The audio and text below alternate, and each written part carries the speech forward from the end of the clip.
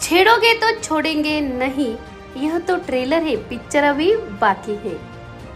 Operation सिंदूर ने दहशतवादींचे अड्डे उद्ध्वस्त, एअर स्ट्राईकने 110 दहशतवाद्यांचा खात्मा। नमस्कार, मी मीनाक्षी।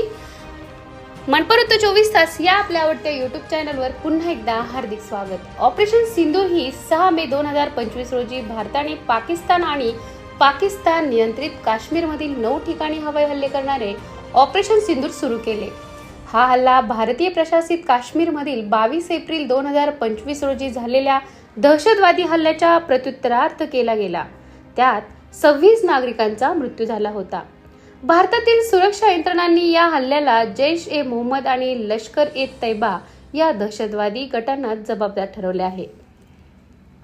भारतीय लष्कराने ऑपरेशन सिंदूर दिनांक 6 च्या मध्यरात्री सुरू केले होते। महत्त्वाची ठिकाणे पाकिस्तान नियंत्रित